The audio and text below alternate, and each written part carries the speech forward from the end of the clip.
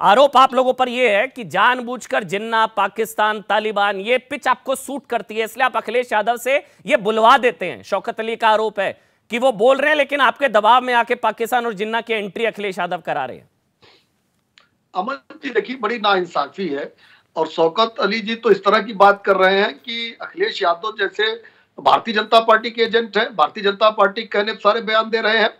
और पाकिस्तान के प्रति अखिलेश यादव का प्रेम या जिन्ना के प्रति प्रेम या आतंकवादियों की प्रति प्रेम अगर देखना हो तो ट्रैक रिकॉर्ड उठाकर देख लीजिए अखिलेश यादव की सरकार का। मैं मुलायम सिंह यादव जी तक नहीं जाता, केवल 5 साल का अगर मैं बात करूं तो अखिलेश यादव ही थे जिन्होंने कचहरी बम कांड और संकट मोचन बम कांड के आतंकवादियों को छोड़ने की पैरवी की थी। अभी ऑडियो बंद है, ऐसे नहीं, ऑडियो बंद है, ऐसे नहीं शौकत भाई, बीच में नहीं, बीच में नहीं। और पाकिस्तान की नहीं, अरे सर ऑडियो बंद करके चर्चा नहीं होती सर, है।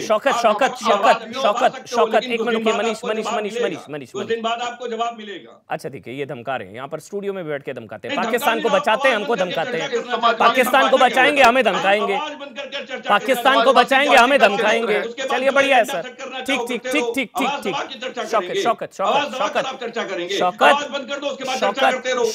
शौकत और भी पैनलिस्ट है ना, आप तो सीनियर आदमी, रेगुलर डिबेट में आते हैं, आप रेगुलर आते हैं अब तो मेरे ख्याल से, बाकी बड़ा पैनल है, एक एक करके सबको मौका मिल जाए शौकत जी, फिर आप अपनी बात रखिएगा, ठीक है जी। और पाकिस्तान के खिलाफ सुनिए मनीष जी, पाकिस्तान के खिलाफ ज्यादा मत बोलिएगा, उनको फिर गुस्सा आएगा, फिर वो बीच में बोलेंगे। पाकिस्तान के खिलाफ ज्यादा नहीं बोलेंगे आप जी। देखिए ये पुराना प्रेम है और ये आज से नहीं, मुलायम सिंह यादव जी के समय से लेके और अखिलेश यादव के समय तक ये प्रेम अनवरत जारी था, चाहे पाकिस्तान के प्रति हो, चाहे आतंकवादियों के प्रति हो, चाहे माफियाओं और अपराधियों के प्रति हो। समाजवादी पार्टी में एंट्री का तो यही एक सर्टिफिकेट है, अगर ये हो तो आप समाजवादी पार्टी में आ सकते हैं। देखिए आज जिस तरीके से पाकिस्तान को क्लीन चिट दिया है अखिलेश यादव ने, ये गंभीर विषय है। ये गंभीर विषय इसलिए है कि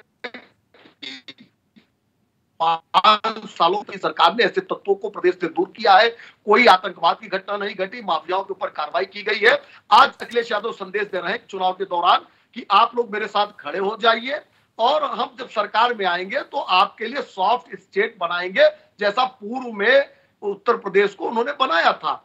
और निश्चित रूप से ये अखिलेश यादव को चुनाव में लाभ मिले तो ये मेनन सही तमाम लोगों को अपना स्टार या पोस्टर बॉय या स्टार प्रचारक बना सकते हैं। इनका अगर आप पूरा अध्ययन करेंगे, पूरी पार्टी का अध्ययन करेंगे तो इसी के इर्द गिर्द इनकी राजनीति है। उत्तर प्रदेश की जनता ने 19 मार्च 2017 को ऐसे लोगों को इसीलिए बाहर कर दिया। आज उत्तर प्रदेश में विकास की बयार बह रही है, गांव गरीब किसान नौजवान के लिए आज काम हो रहा है, एक्सप्रेस हाईवे बन रहे हैं, मेडिकल कॉलेजों की श्रृंखला बन रही है, यूनिवर्सिटीज बन रही है, किसानों को उपज का दाम मिल रहा है। की बात से मैं सहमत हूं एक चीज पे कि चर्चा होनी चाहिए, जो शायद अभी सतीश जी भी बोलेंगे, चर्चा होनी चाहिए महंगाई की, चर्चा होनी चाहिए बेरोजगारी की, चर्चा होनी है तमाम जो जनहित से जुड़े मुद्दे हैं।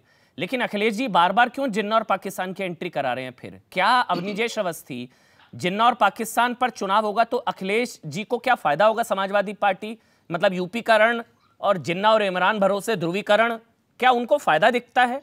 और इसमें कोई बुरा नहीं, अगर वो चाहते हैं, अखिलेश यादव चाहते हैं कि जिन्ना और इमरान पर चुनाव हो तो खुलकर कह भी रहे हैं अब वो।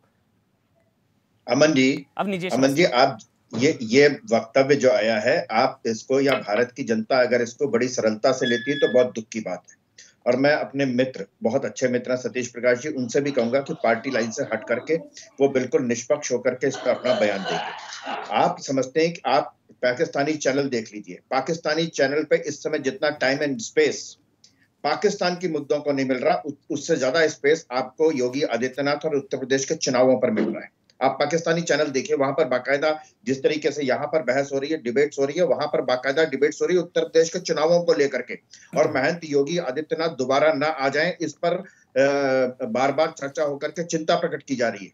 मैं आपको अमन जी बता रहा हूं कि जिन्ना का सरदार पटेल की जयंती पर जिन्ना का जो उल्लेख किया गया वो किस लिए किया गया?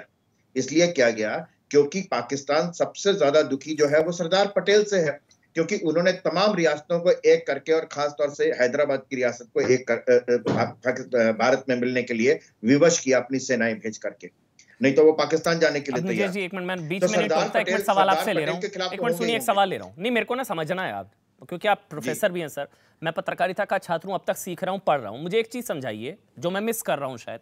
कोई पाकिस्तान ने मुजफ्फराबाद में वोट थोड़ी ना पड़ना है जो पाकिस्तान को क्लीन चिट देंगे तो मुजफ्फराबाद में अखिलेश सरकार बन जाएगी, ऐसा तो है नहीं।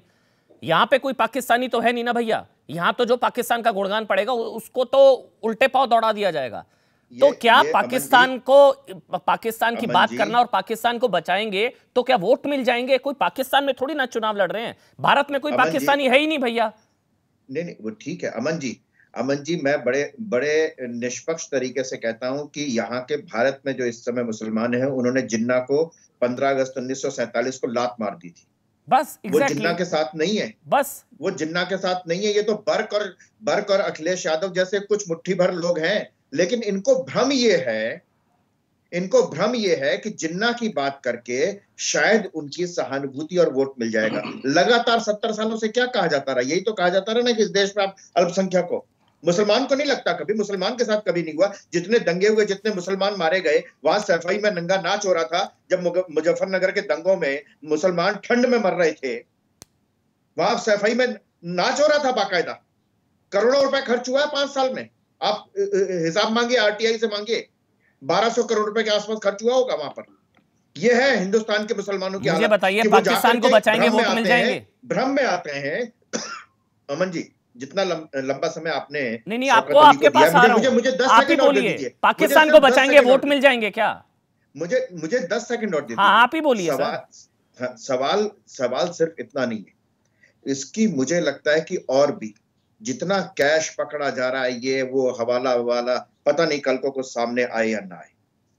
हिंदुस्तान के मुसलमानों का जिन्ना से कोई लेना देना नहीं, लेकिन कैसे अभी आपने देखा कि अमरिंदर सिंह जी ने कहा कि वहां से मैसेज आया था कि सिद्धू को मंत्री बना दो। हाँ, इमरान बैटिंग कर रहे थे सिद्धू की। अमरिंदर सिंह चुने हुए मुख्यमंत्री थे, कांग्रेस के मुख्यमंत्री थे, और उन्होंने कहा किस समय दिखाया।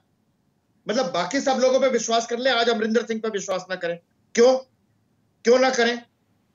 इसलिए आप ये समझ लीजिए कि भारत की राजनीति को, भारत की राजनीति को किस तरीके से प्रभावित करती है सतीश प्रकाश शायद दे पाए, मेरे को लग रहा है साफ है। सतीश प्रकाश शायद आज दे पाए, क्योंकि अवनीश जी आप मेरे सवाल का जवाब ही नहीं दे पाए। मेरे को तो अभी भी नहीं समझ में आ रहा है। शायद शौकत भाई समझाएंगे मेरे को, क्योंकि उनकी मॉडस ऑपरेंडी क्या है वो बता पाएंगे। लेकिन सतीश प्रकाश, पहले आप मायावती की पार्टी से हैं। सतीश प्रकाश जी, क्या मतलब पाकिस्तान को बचाएंगे वोट मिल जाएंगे, ये अपीजमेंट होती है, तुष्टीकरण होता है? क्योंकि इम्पॉसिबल है, मैं जितना देखा है चुनाव इम्पॉसिबल है। कोई पाकिस्तान को बचाएगा तो उल्टे पांव दौड़ा देगी यूपी की जनता। पुलवामा में 40 जवान शहीद हुए थे, 12 यूपी के थे। वैसे तो जवान देश के होते हैं, लेकिन 12 यूपी के रहने वाले थे, और वो कह रहे हैं पाकिस्तान असली दुश्मन नहीं है। 12 यूपी के जवान शहीद हो गए, वो कह रहे हैं पाकिस्तान असली दुश्मन नहीं है, पाकिस्तान राजनीतिक दुश्मन है। और तो सेना के राजनीतिक लड़ाई लड़ रही है, आए दिन हमारे जवान शहीद हो रहे हैं। सतीश प्रकाश, आप बोलिए। नहीं, देखिए अमन जी, देखिए पॉलिटिकल डिबेट है। इस पॉलिटिकल डिबेट में आप मुझे बताइए कि जिन्ना के ऊपर चर्चा कराने से, या तालिबान के ऊपर चर्चा कराने से, या पाकिस्तान के ऊपर चर्चा कराने से उत्तर प्रदेश की जनता का क्या भला हो सकता है? ये सवाल है ना। और देखो, गलत बयानबाजी करके आप चुनाव नहीं जीत सकते।